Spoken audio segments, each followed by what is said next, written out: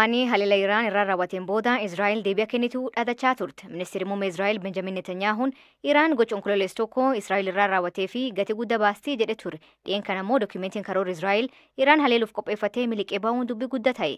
Ameerikaan dookumentiin iccitii kun kabaa'ee mirkaneessitee qorachaa jiraachuu himte. Daraja Goonfaa kan irratti kan qopheesse. Ameerikaan sanadoonni iccitii karooraa Israa'el Iraan haleeluu irratti baafatte akkamitti akka miliqee ba'e qorataan jira jette. Sanadoonni iccitii karooraa Israa'el kunneen torban darbe toora intarneetii irratti maxxanfamuun isaanii kan himame yoo ta'u, suurawwan saatalaayitii Israa'el haleellaa misaa'ilaa Iraan onkoloolessa tokko raawwatteef deebii kennuudhaaf qophii fi sochii xiyyeeffannaa haleellaa agarsiisu kan of keessaa qabudha.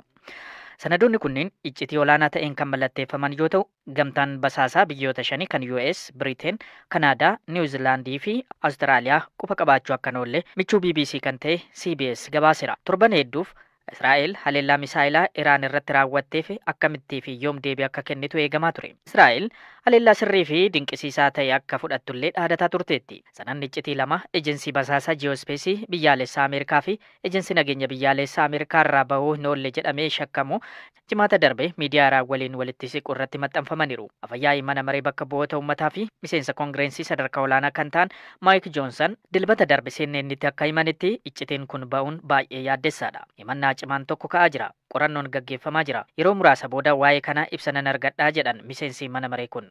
Pentaagoon gama isaatiin ibsa baaseen waa'ee sanadoota kanaa akka quba qabu mirkaneessee garuu kana caalaa dhimmicha irratti yaada kennuurraa of qusateera. Dhaabbileen Ameerikaa dhimmicha keessaa harka qabu jedhamanii shakkamanis ta'ee Israa'el waa'ee iccitii ba'e kana ilaalchisee ifatti yaada hin kennine. CNN fi michoonni isaa jalqaba dhimma kana kan gabaasan yoo ta'u kunis Ameerikaan michoo ishee dhiyoo Israa'el akka basaastuu irra deebi'ee mirkaneessaa jedhamaa jira. Sanadni tokko iccitii dandeettii niwukilaraa Israa'el kan agarsiisudha. Kan Ameerikaanis ta'e Israa'el ifatti namanneedha. Qorannoon kunis haleellaa karoorfame kamiyyuu keessatti filannoo akkasii akka fayyadamne kan dhorku fakkaata. Qondaalli basaasaa Ameerikaa duraanii tokko BBCtti akka himanitti eeyyama malee gadhiifamuun sanadaa kuni hamma haaloo ba'uuf karoorfame saaxiluudhaaf yaali godhame ta'uun oolu jedhan. Ameerikaan odeeffannoon kun itti yaadame dhaabbilee basaasaa Ameerikaatiin kan miliqee ba'e ta'uu fi hatamee yookiin haak ta'ee ba'uu isaa qorachaa akka jirtu qondaaltonni Associated Pressitti himaniiru. Sanadoonni lamaan kun odeeffannoo saatalaayitii onkoloolessa 15 hanga 6tti argaman irratti kan hundaa'an fakkaatus jedhameera. Sanadoota kanneen keessaa tokko Israa'el Iraan irratti haleellaa raawwachuudhaaf qophii itti fufaa jiraachuu fi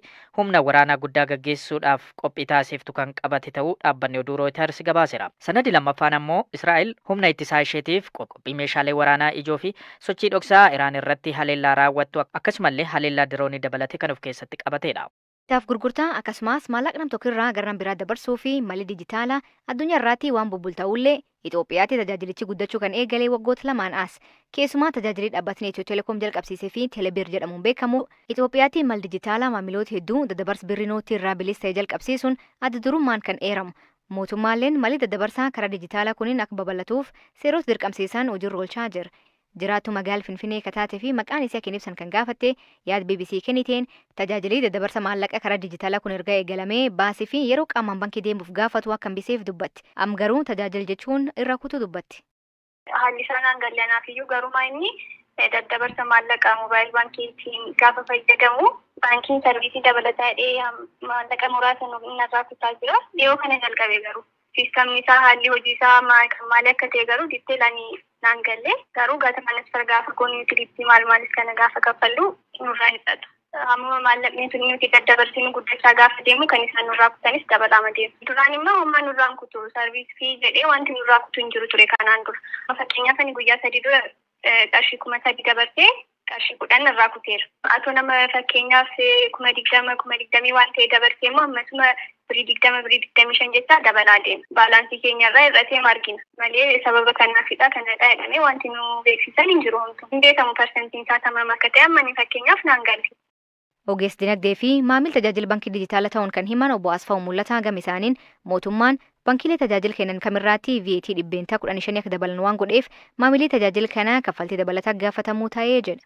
Daballeen iddoo kana naannoo tajaajila baankii fi walumaagalatti fayyadamiinsa irratti kan dabale dijitaala irratti qofa miti. Tajaajila waliigalaati irratti tajaajila baankii irraa kennamu kamirrattuu dabalee jira. Daballeen sunis akka mootummaatitti waajjira taaksii afaan Oromoffaatiin naannofne irra caalatti garuu kan mul'atu kun naannoo dijitaalatti irratti irra caalatti effektiisaa kan mul'atu naannoo kanatti sababni isaas namni baay'inaan amma gara dijitaalaa dhufaa jira.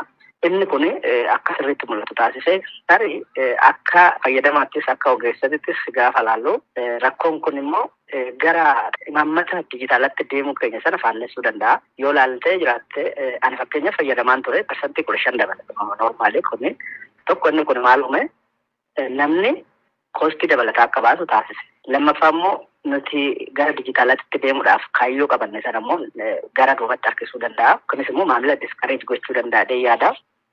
Kanaaf xiqqoo inni kun wantoota wal faallessanii fi hawaasa gidduuttis akka ogeessatittis tarii waan kana wal madaalchisuun barbaachisaadha. Lammaffaa immoo tajaajilumti kun dabaluunsaa taarifiidha moo yookiinis immoo vaadha moo kan jedhu kana hawaasni hubannoo gahaan arganne. Dursa baasii kana qabda wanti jedhu wanti notifikashinii yookiin ergaa isa dhaqqaban jiru inni kunis nama biratti komii yookiinis immoo muufii uumuu danda'a nama naannoo.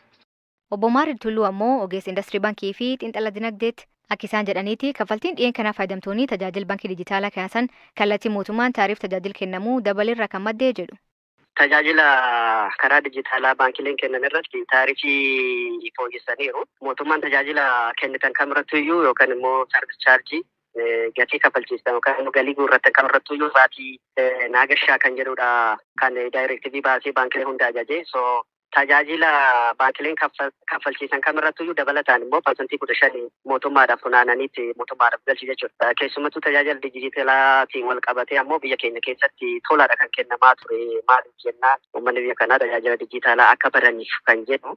Ammaayyuu tajaajilli kaffalchiisan tajaajila baankilee biyya biraatti yoo Baankiiwwan Hezbolaa Libanoos keessa jirtu haleelta. Sanbata Dabrammoo Hezbolaan manjiree ministeera muummee Israa'el Benjamin Netanyahu irratti haleellaa geessite. Kalee gareen kun rokkeetiiwwan 160 gara Israa'elitti dhukaase. Waan amdeemaa jiru nutti himuu fi waayilii hiika fiixa isaa istuudiyoo tana biraatti argama. Hiika bagnagaan dhufte. Bagnagaan nu eddaasili. Eegi torbaan dabre Israa'el hoogganaa Hamaas Yahya Sinwaar jeeftee as wanti baa giddu galeessaa keessatti deemaa jiru maal fakkaata?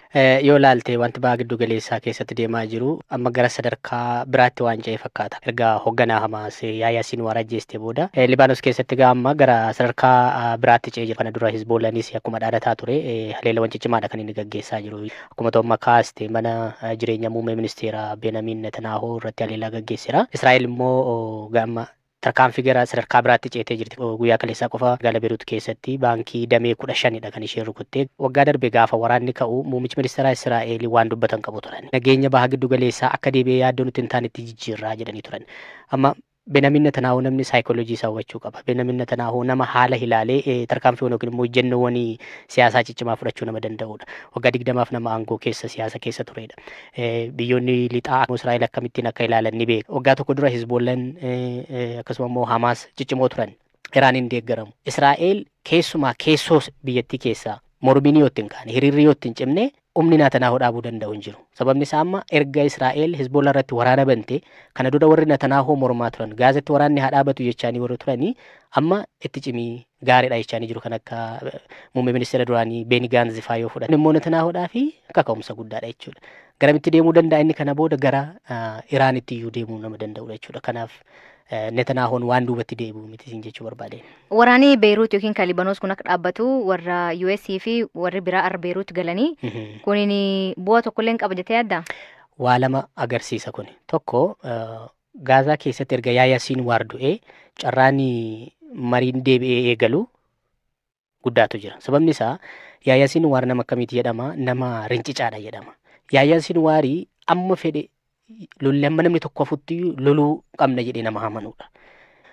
Har'a Bilinkan gara baha giddu galeessaa seenu. Kana jechuun Yahya Sinwaar erga du'ee carraan Hamaas deebi'ee gara mariitti dhufuu fi waan Israa'el barbaaddu keessaa hamma tokko kennee mariidhaaf taa'u jiraachuu mala kan jedhu agarsiisa. Gama biraatiin maalidhaan lammaffaanii Libaanos keessatti biyya fakkeenyaaf biyyoota Awurooppaa keessaa kan akka Faransaay fa'aa Xaaliyaanii fa'aa biyyoonni kun waraanni akka dhaabatu barbaada. Ameerikaanis waraanni kun yoo dheerate carraan ittiin Ameerikaan Iraan wajjin wal loluu babal'ataa waan deemuu fi kun akka ta'uu hin barbaaddu Ameerikaan jechuudha. Kanaaf Bilinkan garas deemuu isaanii kana lamaaniif ta'uu danda'a. Yahya Sinwaar ajjeefamuun yaadii addunyaa irraa akka ka'u jira. Biyyootaa fi namoota dhuunfaalee irraa namoonni gari qaama du'e malee yaadiin duunee jedhanii ka gari ammoo kunin dhukkuba hama labsuun keessa ture dhukkubi sun ka'uu fi lafti deebitee nagataatii war jedhuu jira. Maal jechuu jiran addunyaa irraa? Akkaatuma namoota Yahya Sinwaar deeggaraniif morman irratti kan hundaa'udha jechuudha. Warri isaan morman maalidha? Dhibeetu ka'e Gaazaa keessa uummanni Gaazaa kana booda boqonnaa argataa waan jedhudha kan isaan jedhan. Aktivistoonni Israa'el biyyoota lixaa keessaa warri Israa'el deeggaranii namoonni jajjaboon akkas jedhu. warri kaan immoo fakkeenyaaf Iraan yoo fudhatte, Hezbollah yoo fudhatte, Huutii yoo fudhatte qabsaan hin kufaa qabsoon itti dhufaa isa jedhamu sana jechuudha. Akka ministeerri dhimma alaa Iraan yeroo darbe maalidha kan isaan jedhanii Yaahyaa Sinwaarii hamma dhumaatti too falmatu too dhukaasuyyuu kan du'e kanaaf dhokatee miti kan du'e too falmuuti kan du'e kanaaf kuni qabsaa'ota warra kaaniif warra Libaanos keessa jiraniif Hezbollah ta'uu danda'a.